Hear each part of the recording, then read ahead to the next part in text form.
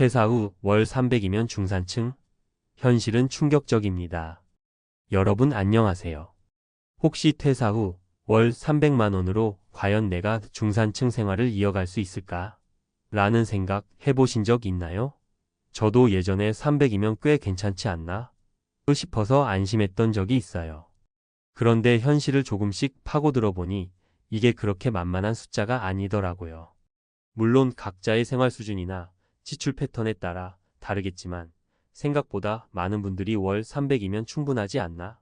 하다가 막상 은퇴 후에 목돈, 생활비, 각종 세금, 의료비 같은 것들을 맞닥뜨리고 나서야 고개를 절레절레 흔드는 경우가 많습니다. 오늘은 저 역시도 고민이 깊었던 이 문제를 함께 이야기해 보려고 해요. 도대체 월 300이면 정말 중산층 생활이 가능한 건지, 그리고 현실은 왜 이렇게 충격적인지. 여러분이 이 부분은 나도 준비해야겠구나 하고 느끼실 수 있도록 실제 사례도 3가지 정도 들어가면서 좀 더 구체적으로 말씀드릴게요. 저 역시 재정 전문가나 경제학자는 아니지만 주변 사람들의 얘기와 제 경험을 토대로 최대한 쉽게 풀어보겠습니다. 1. 은퇴 후 월 300의 실체. 먼저 퇴사 후 월 300만 원이라는 말에는 약간의 함정이 있어요. 우리가 막상 월 300을 받는다고 해서 이것이 전부 내 실제 생활비로 고스란히 들어오는 건 아니거든요. 예금 이자로 받건, 부동산 월세로 받건, 아니면 연금으로 받건 간에 각종 세금이나 보험료, 또 예상치 못한 지출 등이 생기기 마련이죠. 게다가 요즘 물가 얼마나 오른지 다들 체감하시잖아요.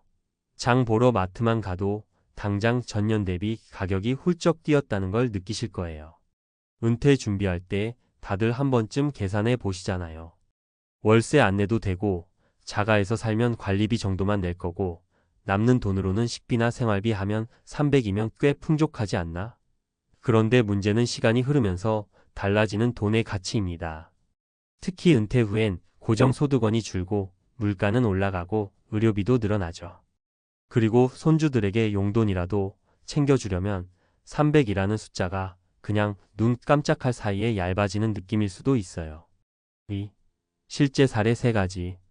이제 주변에서 들은 실제 사례를 소개해 드릴게요.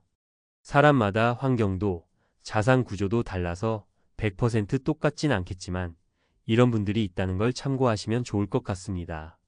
60대 초반 부부가 함께 은퇴 후 연금 수령월 300만 원. 김모 씨가 겪는 60대 초반의 부부가 나란히 정년퇴직을 했습니다. 젊었을 때부터 부지런히 적립식 펀드에 투자하고 개인연금도 들어둬서 국민연금 개인연금을 합치면 부부 합산 대략 월 300만 원 정도의 소득이 있어요. 처음에는 이 정도면 우리가 소원했던 여행도 하고 문화생활도 하면서 여유 있게 지내겠다 라고 생각했죠. 그런데 막상 은퇴 후에 생활비를 다시 세분화해서 보니 이분들이 가장 많이 나가는 항목이 건강 관련 비용이었습니다. 정년퇴직 전엔 회사에서 어느 정도 지원받았던 건강검진, 의료비, 각종 복리후생이 사라졌거든요. 기본적인 생활비, 식비, 공과금, 교통비, 통신비 등에다 나이가 들수록 병원 갈 일이 잦아집니다. 또 부부가 다 건강하다고는 해도 작은 검사나 치료에도 돈이 훅훅 빠져나가더래요.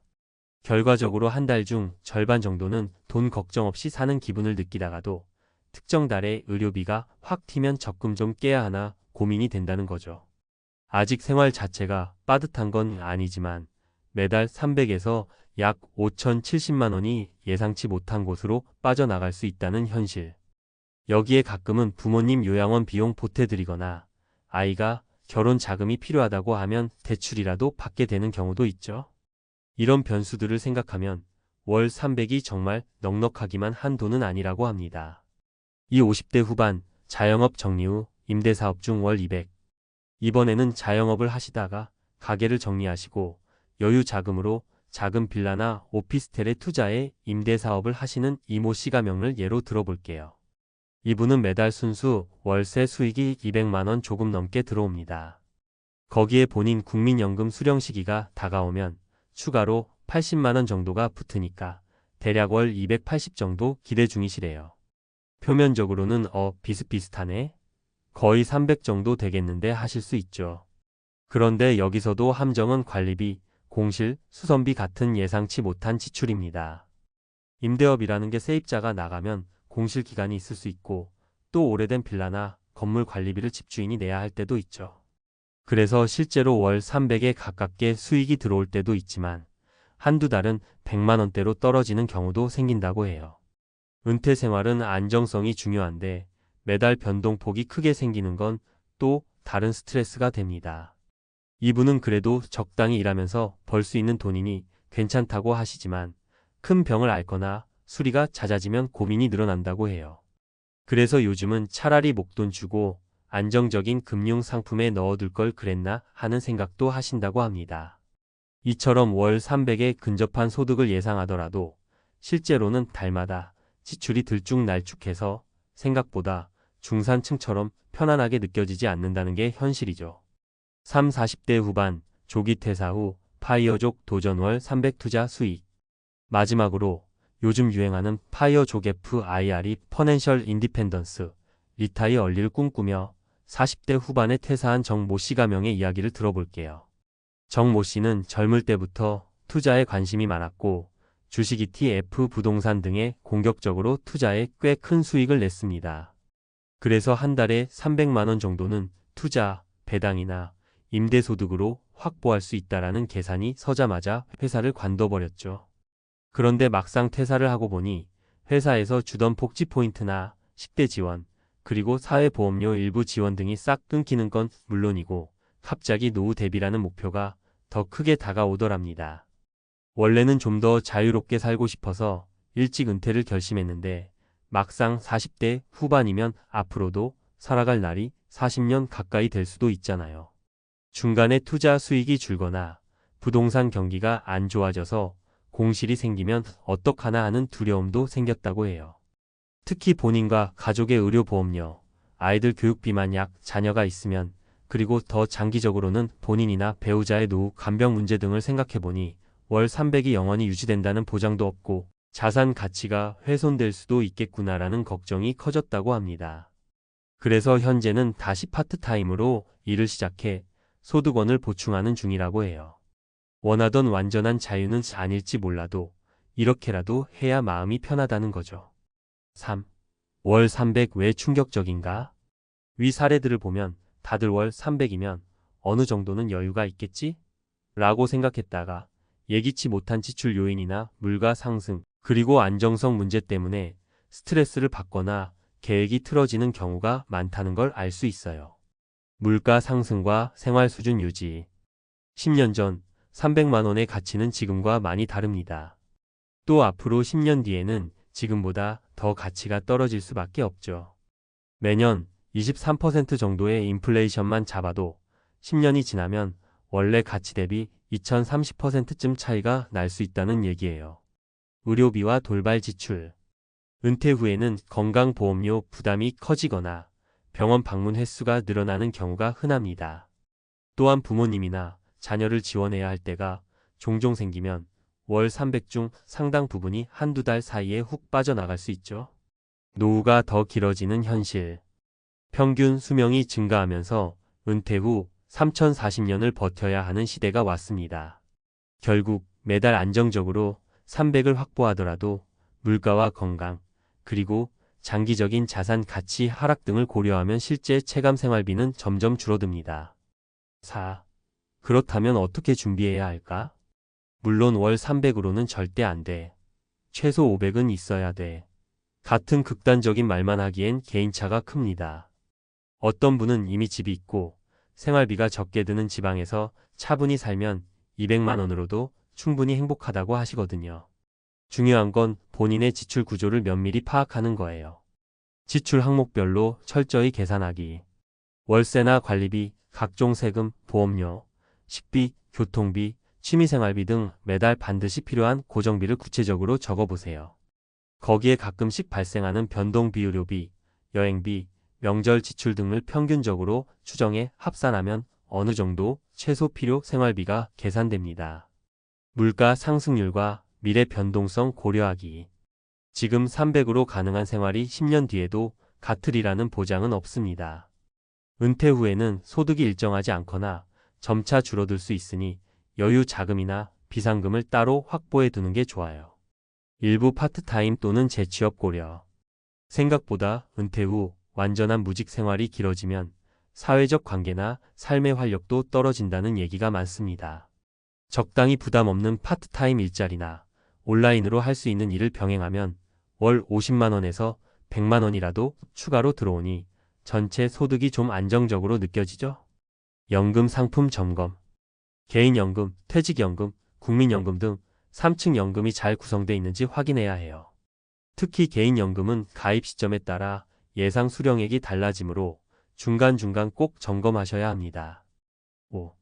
결론 월 300이면 중산층? 이제는 더 면밀한 접근이 필요.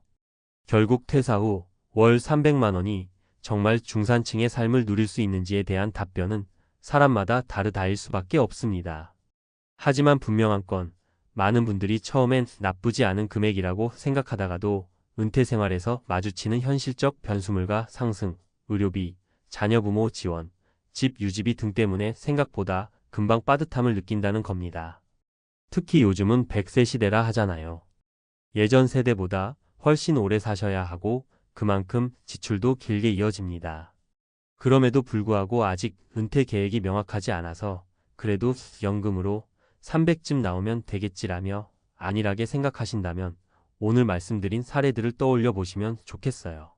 막상 현장에 부딪히면 이게 생각보다 훨씬 녹록지 않구나 하고 깨닫게 되거든요. 제가 드리고 싶은 조언은 정확한 계산과 시뮬레이션, 그리고 다양한 소득원의 확보 이 세 가지를 꼭 기억하자는 거예요. 그리고 혹시 은퇴 후에도 일할 의사가 조금이라도 있다면 미리 기술이나 자격증 같은 걸 준비해서 파트타임으로 이어갈 수 있도록 계획해두는 것도 좋습니다. 이는 돈 문제도 문제지만 은퇴 후에 생길 수 있는 사회적 고립이나 무료함, 우울감에도 큰 도움이 되니까요. 이 글을 읽는 여러분 모두 월 300이면 중산층이지 않나? 라는 궁금증을 풀고 나서 더 나아가 그럼 나에게 필요한 최소 금액은 얼마고 어떤 식으로 준비하면 좋을까? 까지 고민을 이어가셨으면 좋겠습니다. 남들이 말하는 평균이 아니라 내 환경과 미래 계획에 딱 맞는 은퇴 시나리오를 그려보시는 거죠. 오늘 이야기가 조금 길었지만 요점은 하나예요. 막연히 월 300으로 충분하다고 생각하다가는 낭패 볼 수 있다. 그렇다고 너무 겁먹을 필요는 없지만 좀 더 치밀하게 준비하면 훨씬 덜 놀라고 안정감 있는 은퇴 생활을 누릴 수 있을 거라 믿습니다. 다들 지금부터라도 한번 자신의 가계부나 가상 은퇴 후 시나리오를 만들어 보세요. 월 300이든 200이든 500이든 나만의 목표 금액을 구체적으로 설정하고 거기에 도달하기 위해 어떤 선택과 전략이 필요한지를 고민한다면 나중에 충격보다는 안도를 먼저 맛볼 수 있을 거예요. 긴 글 읽어주셔서 감사합니다. 앞으로도 건강하고 안정적인 노후 생활을 응원합니다. 말레이시아 은퇴 이민 해보니 지옥이었다. 한국 돌아오고 싶다. 솔직히 말해서 많은 분들이 은퇴 후의 삶을 꿈꾸면서 동남아 어딘가로 가서 편안하게 살면 어떨까? 이런 상상을 한 번쯤은 해보셨을 거예요. 특히 말레이시아는 따뜻한 기후, 상대적으로 낮은 물가, 그리고 은퇴자들을 위한 제도의 MMEH 멀레이저 마이 세컨드 홈 등으로 한때 꽤나 인기였죠. 저 역시 이 이야기를 듣고 나도 60줄에 들어서면 말레이시아 같은 곳에서 여유롭게 살 수 있지 않을까 싶더라고요. 그런데 막상 여러 사례들을 들어보니 말레이시아로 은퇴 이민을 생각하던 사람들이 하나같이 힘들어하고 한국 돌아가고 싶다고 하더라고요. 물론 모든 사람이 다 그렇다고 일반화할 순 없겠지만 생각보다 고충을 겪는 분들이 적지 않은 건 사실이에요. 낙원일 줄만 알았는데 지옥이었다라는 극단적인 표현까지 나오는 걸 보면 우리가 간과한 부분이 분명히 있는 것 같죠. 오늘은 저를 비롯해 은퇴 준비 과정에서 말레이시아 이민을 진지하게 고민해본 분들이라면 공감할 만한 이야기를 해볼까 해요. 단순히 물가 싸다, 집값 싸다 같은 광고성 정보가 아니라 실제로 살면서 겪을 수 있는 문제들을 3가지 사례로 풀어보려고 합니다. 혹시라도 현재 말레이시아 은퇴 이민을 생각하고 계시다면 조금 더 현실적인 판단을 하는데 도움이 될 거라 믿어요. 1. 물가 싸다고 해서 왔는데 어떻게 된 게 한국보다 더 써요. 김 씨의 사례. 첫 번째는 65세의 김씨 이야기예요. 한국에서도 은퇴 후 소일거리로 카페를 운영하시다가 이제 몸도 편히 쉬고 돈도 아끼고 싶어서 말레이시아 이민을 결심했대요. 처음에는 동남아 나라들은 물가가 워낙 싸다더라. 한국에서 한 달에 200만 원 쓰던 걸 100만 원이면 충분히 커버할 수 있다는 말을 자주 들으셨다고 해요. 근데 막상 와보니 그 싼 물가라는 게 꼭 모든 분야에 적용되는 건 아니었다는 거죠. 예를 들어 김 씨가 살던 지역 쿠알라룸푸르 도심 근방은 월세 자체가 생각보다 꽤 비쌌대요. 외국인들에게 유리한 지역은 주거비가 올라가 있는 경우가 많고 또 깨끗하고 안전한 환경에서 살려고 하면 그것도 저렴하지만은 않다고 해요. 거기에 더해 김 씨는 차가 없으면 생활이 힘들다는 걸 몰랐대요. 대중교통이 한국처럼 촘촘하지 않고 택시도 지역에 따라 요금이 들쑥날쑥이라 스트레스를 많이 받았다고 합니다. 그래서 결국 렌트카를 이용하거나 중고차를 구입하려니 생각했던 것보다 많은 돈이 들었죠. 음식도 현지 식당들은 물론 저렴한 편이지만 장기 거주하려면 한국 식품이라든가 좀 더 서양식 마트의 콜드 스토리지, 빌리프레시 등을 이용하게 되는 경우도 많아지는데요. 그때는 물가가 한국보다 오히려 더 나간다고 느낄 만큼 비쌌다는 거예요. 현지인처럼 맨날 로컬 음식만 먹으면 싸게 살 수 있긴 한데 이게 또 몇 달 지나면 질리고 건강 문제도 신경 쓰여요. 결국 내가 원하는 식재료나 퍼밀리어한 음식 사 먹으려니까 돈이 더 드네요. 라고 김 씨가 한탄하더군요. 이런 식으로 생각했던 것보다 훨씬 많은 지출이 발생하면서 퇴직금과 연금으로 턱턱 쓸만하다고 여겼던 김 씨의 예산이 줄줄 새기 시작했어요. 물가가 싸다는 말이 모호할 수 있다는 걸 체감한 거죠. 김 씨 말씀으론 은퇴이민이라고 해서 다 저비용으로 되는 게 아니다. 그래서 지금은 차라리 한국이 더 낫지 않나 싶어서 슬슬 마음이 흔들린다 하시더라고요. 병원 가기도 겁나고 영어로 설명하는 것도 막막해요. 박 씨의 사례. 두 번째는 70대 초반인 박 씨 얘기입니다. 박 씨는 진작부터 동남아 지역에 관심이 많으셨대요. 그래서 십수년 전부터 태국이나 필리핀, 말레이시아 같은 곳을 가끔 여행 다니면서 은퇴 후 거주지를 물색해 왔던 거죠. 박 씨가 말레이시아를 선택한 가장 큰 이유는 의료 수준이 동남아에서 그나마 괜찮다는 평판이었어요. 태국도 의료 관광으로 유명하지만 박 씨는 말레이시아가 종교, 문화적으로 좀 더 안정적이라고 생각했던 모양이더라고요. 그런데 막상 이민 후 실제로 생활해보니 문제는 병원에 가는 게 생각처럼 만만치 않다는 거였어요. 일단 병원까지 이동할 때 교통 문제가 있어요. 한국처럼 가까운 동네에 아무 병원이나 팝업처럼 있는 게 아니라 괜찮다고 소문난 사립병원까지는 꽤 거리가 될 수 있다는 거죠. 또 말레이시아 병원은 영어를 쓰기는 하지만 박 씨는 영어가 서툴러서 진료 전에 증상을 제대로 설명하기가 어려웠대요. 특히 나이가 들면 통증이나 질환이 한 가지만 있는 게 아니라 복합적이잖아요. 예를 들어 요즘 허리가 좀 아프면서 소변 시에도 약간 통증이 있고 때때로 머리가 띵하니 어지럽다는 식으로 증상을 세세하게 말해야 하는데 이걸 영어로 풀어서 전달하기가 생각보다 쉬운 일이 아니거든요. 통역 서비스를 제공하는 병원도 있지만 그 비용이 만만찮고 예약도 복잡하다고 합니다. 게다가 박 씨는 한 번 심혈관 쪽으로 응급실 신세를 진 적이 있는데 외국인에게는 상급 병원비가 청구되는 경우가 많아서 그 순간 정말 깜짝 놀라셨대요.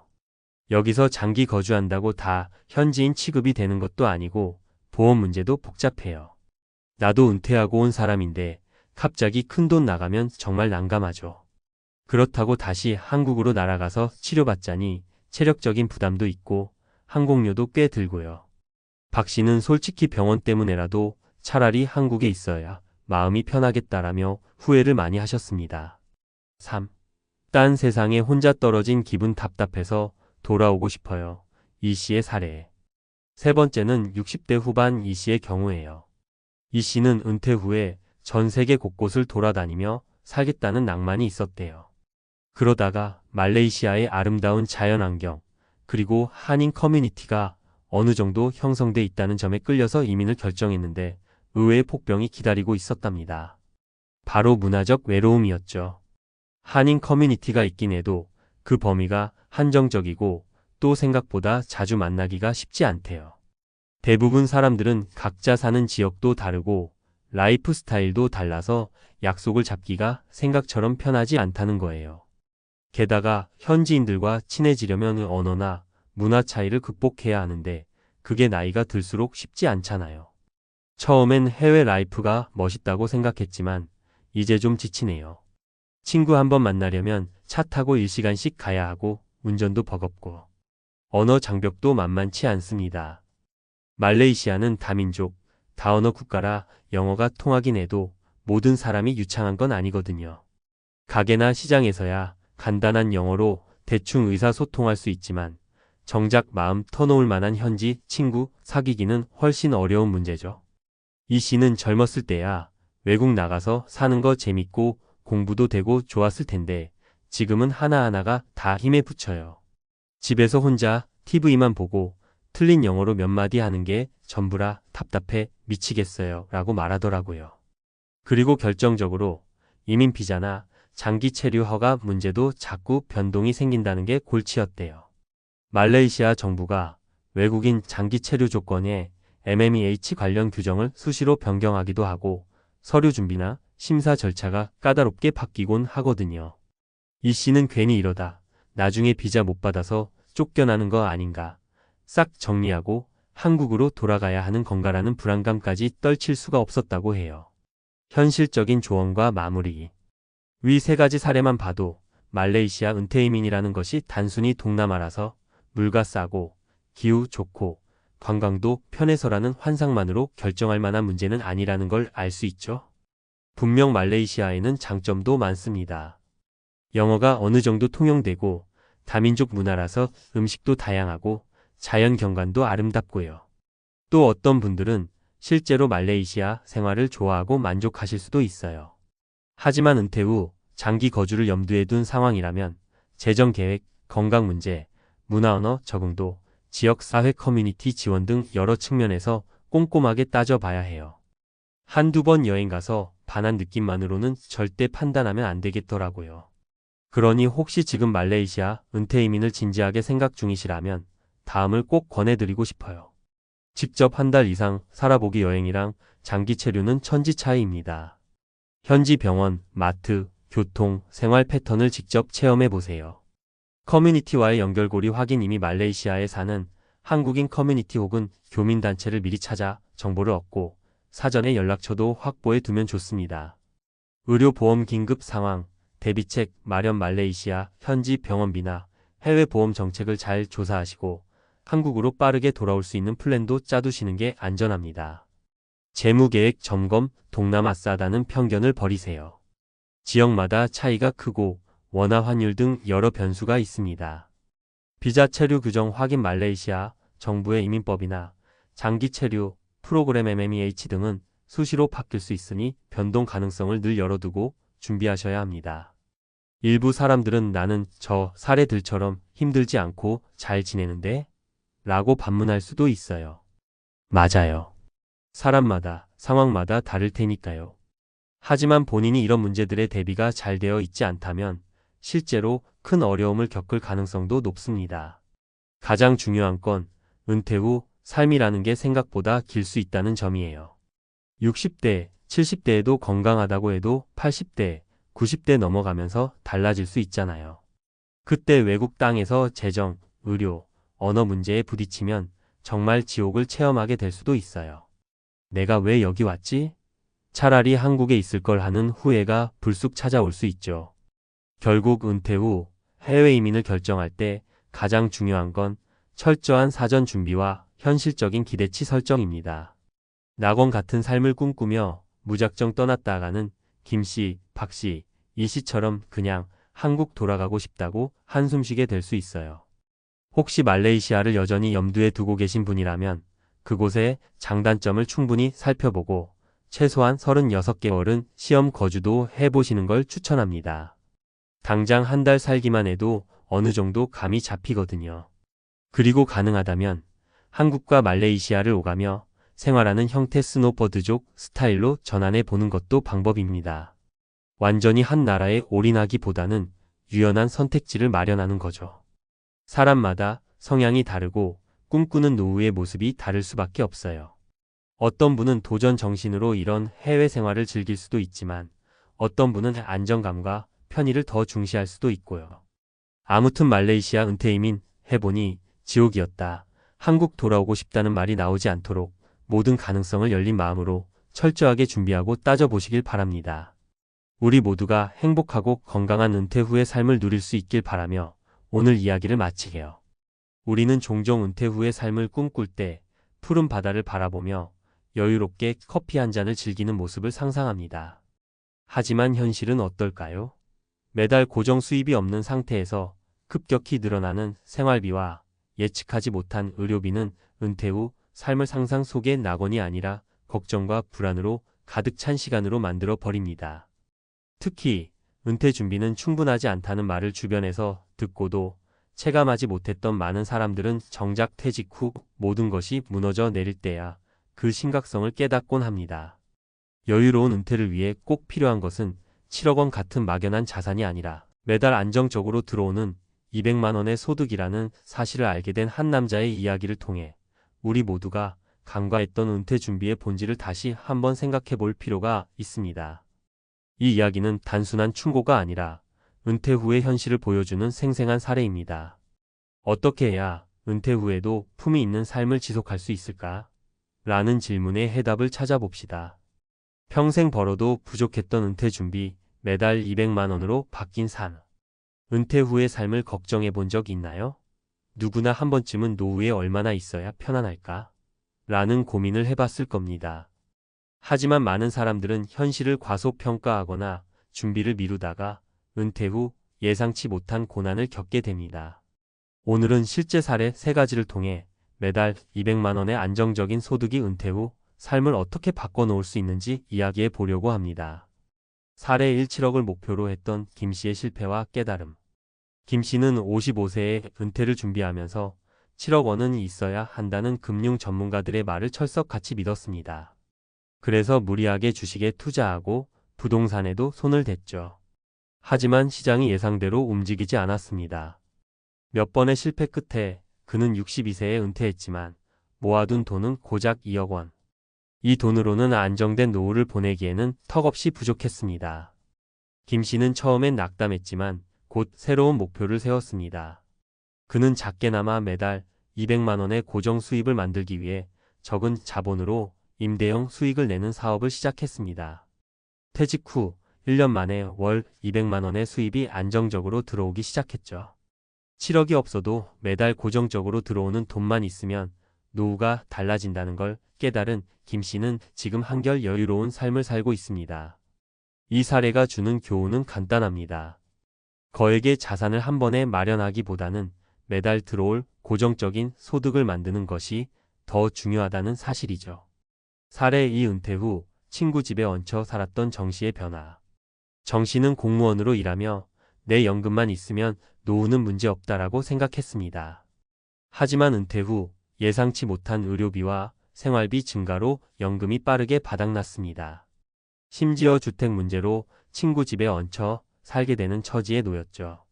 매달 부족한 돈을 채우기 위해 아르바이트까지 했지만 체력이 따라주지 않아 결국 포기해야 했습니다. 그러던 중 정 씨는 작은 일자리를 찾기 시작했습니다. 경력을 살려 가정용 재무 컨설팅을 시작한 것이죠. 큰 돈을 벌진 못했지만 매달 200만 원의 소득을 안정적으로 확보하게 됐습니다. 매달 200만 원이 생긴 후 자존감이 살아나고 친구들에게도 도움을 받을 필요가 없어졌다고 말하는 정 씨의 이야기는 은퇴 후 소득의 중요성을 실감하게 합니다. 사례 3. 농촌에서 새로운 삶을 시작한 박 씨 부부. 박 씨 부부는 퇴직 후 시골로 내려가기로 했습니다. 적은 돈으로 자급자족하는 삶을 꿈꾸며 농사를 시작했지만 막상 현실은 달랐습니다. 초기 비용과 예기치 못한 농업 손실로 생활비가 계속 부족해졌죠. 도시로 다시 돌아갈까 고민하던 부부는 한 가지 아이디어를 떠올렸습니다. 지역 특산물을 활용한 작은 가공식품 사업을 시작한 것입니다. 처음엔 단순히 농산물을 판매했지만 점차 가공 제품으로 확대하면서 매달 200만 원 이상의 소득을 올리게 됐습니다. 농사만으로는 부족했던 노후가 작은 수입원 하나로 안정되었다는 박 씨 부부의 경험은 은퇴 후 삶에 있어 적은 수입이라도 지속적인 현금 흐름이 얼마나 중요한지 보여줍니다. 왜 매달 200만 원이 중요한가? 많은 사람들이 은퇴 후 거액이 필요하다는 환상에 사로잡혀 있습니다. 물론 큰 자산이 있으면 좋겠지만 은퇴 후 안정된 소득이 더 중요합니다. 매달 200만 원은 생각보다 많은 것을 해결할 수 있습니다. 기본 생활비는 물론 갑작스러운 의료비나 소소한 여가 비용까지 커버할 수 있죠. 은퇴 후 삶은 단순히 돈의 문제가 아닙니다. 안정된 소득은 삶의 질과 자존감에도 큰 영향을 미칩니다. 김 씨, 정 씨, 그리고 박 씨 부부의 사례처럼 중요한 건 적은 금액이라도 꾸준히 들어오는 수입원입니다. 실천할 수 있는 방법. 작은 부업으로 시작하라. 지금 당장 큰 돈을 벌 생각은 하지 마세요. 소규모의 부업이나 자신의 경험을 살린 일자리로 첫 발을 내딛는 게 중요합니다. 소비를 줄이고 효율적으로 관리하라. 수입이 부족하다면 소비를 줄이는 것도 좋은 방법입니다. 특히 불필요한 사치품이나 고가의 차량은 멀리하세요. 지속 가능한 소득원을 찾으라. 퇴직 전에 작은 임대사업, 온라인 강의, 혹은 지역 특산품 판매 같은 지속 가능한 수입원을 만들어 보세요. 마무리하며 은퇴 후 삶은 준비하기에 따라 하늘과 땅 차이가 날 수 있습니다. 7억 원 같은 거액이 없더라도 매달 200만 원의 안정적인 소득만 있다면 충분히 품위 있는 노후를 보낼 수 있습니다. 이제 당신의 은퇴 후 삶을 위해 작은 한 걸음을 시작해 보세요. 매달 200만 원이 당신의 노후를 완전히 바꿔줄 겁니다. 은퇴 후에도 돈 걱정 없는 삶, 그 실현 가능성은? 많은 사람들이 은퇴 후 삶을 상상하며 고민합니다. 나는 준비가 충분할까? 돈이 부족하면 어떻게 하지? 라는 걱정은 누구에게나 있죠. 하지만 은퇴를 준비하며 간과하기 쉬운 사실이 하나 있습니다. 바로 거액의 자산이 아니라 매달 안정적으로 들어오는 고정 수입이 삶의 질을 결정짓는 핵심이라는 점입니다. 오늘은 이를 전문가 관점에서 분석해 보겠습니다. 은퇴 후 매달 200만 원만 있다면 품위 있고 안정된 삶을 살 수 있다는 점을 구체적으로 살펴보죠. 1. 은퇴 준비, 숫자의 함정에 빠지지 마라. 많은 사람들이 은퇴 자금 목표로 특정한 거액의 금액을 설정합니다. 7억 원, 10억 원 같은 숫자들이 떠오르죠. 금융기관과 전문가들이 강조하는 목표액에 압박을 느끼는 건 자연스러운 일이지만 이는 때로 현실적인 시야를 가리는 장애물이 될 수 있습니다. 사례를 들어볼까요? 한 50대 남성은 은퇴 준비를 위해 모든 자산을 고위험 투자에 올인했습니다. 큰 돈을 벌어야 편안한 노후를 보낼 수 있다는 생각에 무리수를 둔 거죠. 결과는 참담했습니다. 시장이 흔들리면서 대부분의 자산이 사라졌고 그는 은퇴 후 매달 생계를 걱정해야 하는 상황에 놓였습니다. 그가 깨달은 것은 단순합니다. 거액의 자산을 쌓기 위한 모험보다는 매달 안정적으로 들어오는 고정 수입이 훨씬 중요하다는 점이었죠. 이는 숫자보다 수입 구조를 먼저 설계해야 한다는 교훈을 줍니다. 2.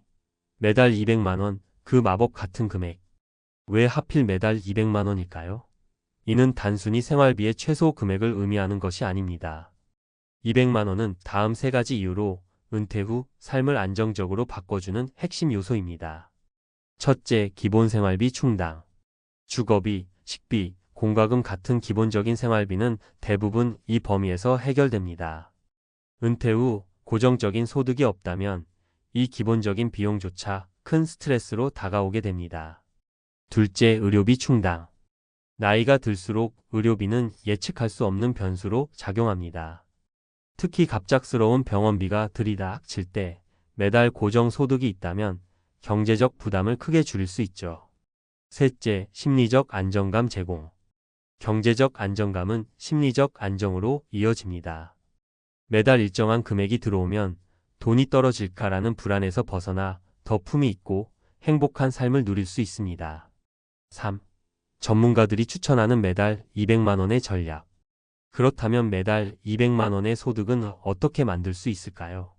구체적인 방법 3가지를 살펴봅시다. 소규모 임대 수입 활용. 자산 중 일부를 활용해 소형 주택이나 상가 임대를 시작하는 방법입니다. 예를 들어 은퇴 후에 자녀들이 독립했다면 기존 집을 임대하고 자신은 더 작은 집으로 이사하는 방법도 있습니다. 이는 한 번의 투자로 매달 안정적인 수입을 확보할 수 있는 현실적인 방법이죠. 자신의 경험을 활용한 부업. 경험과 기술은 은퇴 후에도 큰 자산입니다. 퇴직 후에도 본인의 전문성을 살려 프리랜서로 일하거나 온라인 강의를 통해 수익을 창출할 수 있습니다. 최근에는 온라인 플랫폼을 활용해 자신의 노하우를 공유하며 수익을 올리는 사람들도 늘어나고 있습니다. 소규모 창업. 소규모 사업은 은퇴 후 삶에 새로운 활력을 불어넣는 동시에 고정 수입을 만들어줍니다. 예를 들어 지역 특산물을 판매하거나 작은 카페를 운영하는 등의 방식은 큰 자본 없이도 시작할 수 있는 현실적인 방법입니다. 4. 사례로 보는 성공과 실패의 갈림길. 성공 사례 김씨의 임대사업. 김씨는 55세에 퇴직하면서 작은 상가 하나를 구입했습니다. 그는 초반에는 임대사업을 어렵게 생각했지만 꾸준히 상가를 관리하고 임대 계약을 체계적으로 관리하면서 안정적인 수익을 올리게 됐습니다. 현재 그는 매달 200만 원 이상의 임대료를 받고 있으며 이를 기반으로 은퇴 후 여유로운 삶을 살고 있습니다. 실패 사례 정씨의 무리한 창업. 반면 정씨는 은퇴 후 카페 창업을 시작했지만 시장 분석 부족과 운영 미숙으로 인해 실패를 경험했습니다.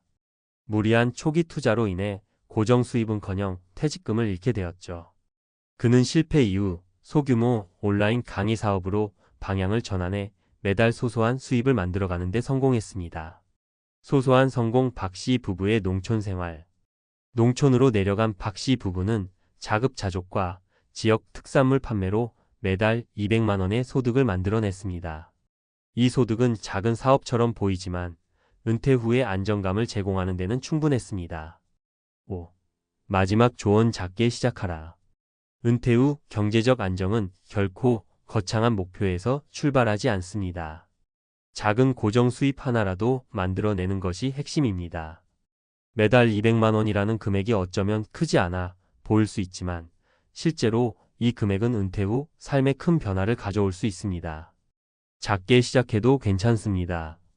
은퇴 전이라면 지금부터라도 작은 수입원을 만들어 보세요.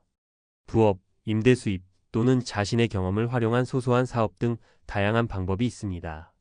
이 작은 시작이 당신의 은퇴 후 삶을 완전히 바꿔줄지도 모릅니다. 결론적으로 은퇴는 돈의 문제가 아니라 안정의 문제입니다. 7억이 없어도 괜찮다는 말은 단순한 위로가 아니라 현실입니다. 은퇴 후 매달 200만 원만으로도 당신의 노후는 품위 있게 유지될 수 있습니다. 지금부터 준비를 시작하세요. 미래의 당신은 그 결정을 감사하게 여길 겁니다. 대기업 팀장 퇴직 후 후회한 습관.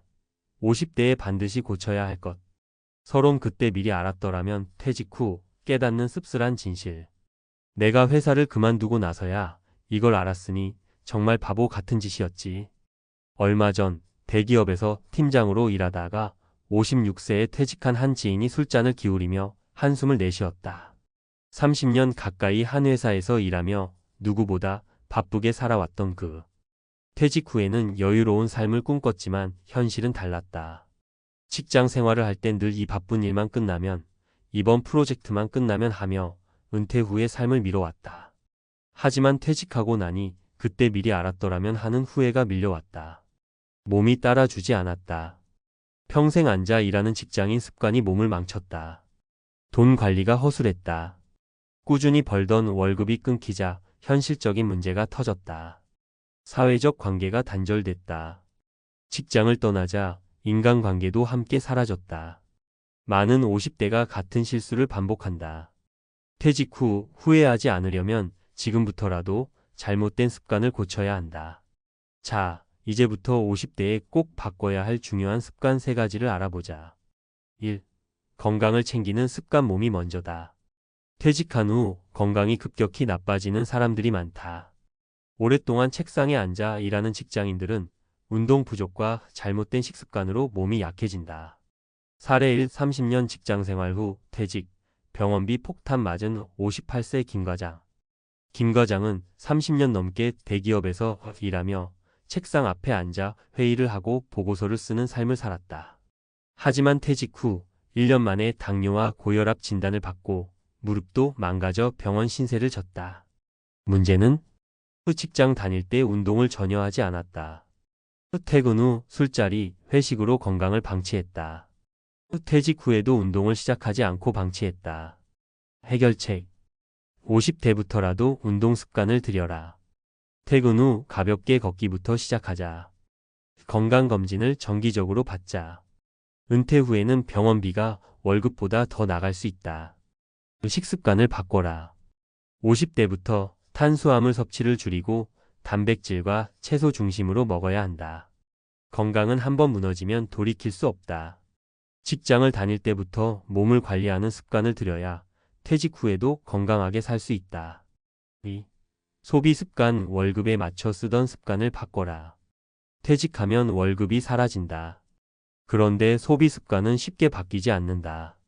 한 달에 500만 원을 벌던 사람이 갑자기 연금 150만 원으로 생활해야 한다면 문제는 심각해진다. 사례. 이퇴직 후에도 직장인처럼 돈을 쓰다가 파산 위기 맞은 55세 정부장.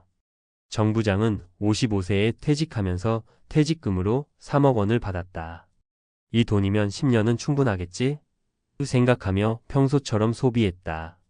여전히 대형 세단을 타고 해외여행을 다니고 골프 멤버십을 유지했다. 하지만 불과 3년 만에 퇴직금이 바닥났다. 문제는 퇴직 후에도 직장인처럼 돈을 썼다. 노후를 고려한 예산 계획이 없었다. 연금과 추가 소득을 고려하지 않았다. 해결책. 퇴직 전에 은퇴 후 예산표를 만들어라. 예상되는 연금과 생활비를 계산해 보자. 소비 습관을 미리 바꾸자. 직장 다닐 때부터 퇴직 후 예산에 맞춰 소비하는 습관을 들이자. 자동차, 주거비, 취미생활을 현실적으로 조정하라. 월급이 없어진다는 사실을 받아들여야 한다. 퇴직 후에도 삶은 계속된다. 남은 인생을 위해 소비 습관을 바꾸는 것이 필수다. 3. 인간관계. 회사 밖에서도 내 사람을 만들어라. 직장에 다니는 동안은 상사, 부하 직원, 동료들과 매일 어울린다.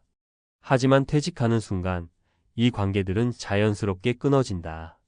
사례. 3. 퇴직 후 고립된 59세 박이사, 우울증까지 왔다. 박이사는 59세에 은퇴했다. 회사에서 높은 직급이었고 부하 직원들도 많았기에 자신감이 넘쳤다. 하지만 퇴직 후엔 연락 오는 사람이 거의 없었다. 평생을 함께했던 동료들이었는데 이렇게 다들 나를 잊어버릴 줄은 몰랐어. 결국 그는 점점 우울감을 느끼며 은둔형 생활을 하게 됐다. 문제는 직장 생활만으로 관계를 유지했다. 가족, 친구들과의 관계를 소홀히 했다. 은퇴 후 새로운 모임을 만들지 않았다. 해결책. 퇴직 전에 내 사람을 만들어라. 회사 밖에서도 함께할 친구를 찾아야 한다. 가족과의 관계를 다시 정립하라. 배우자, 자녀와 시간을 보내는 연습이 필요하다. 새로운 취미나 동호회를 만들어라. 사회적 관계가 있는 사람은 노후에도 행복하다. 은퇴 후에도 인간관계는 계속되어야 한다. 회사를 떠난 후에도 의미 있는 사람들과 관계를 유지하는 것이 중요하다. 결론. 후회하기 전에 지금 당장 바꾸세요. 50대에는 미처 깨닫지 못하는 것이 많다. 하지만 은퇴 후 후회하는 사람들을 보면 결국 건강, 소비, 인간관계에서 문제를 겪는다. 건강한 습관을 들이면 병원비 걱정 없이 살 수 있다. 소비 습관을 바꾸면 노후 파산을 피할 수 있다. 인간관계를 유지하면 외롭지 않은 노후를 보낼 수 있다. 지금이라도 늦지 않았다. 퇴직 후 후회하지 않으려면 오늘부터 하나씩 실천해보자. 은퇴 후 후회하지 않는 삶을 위해 당신은 무엇을 바꿀 것인가? 퇴직 후 후회하지 않으려면 인지능력과 뇌 건강까지 챙겨라. 1.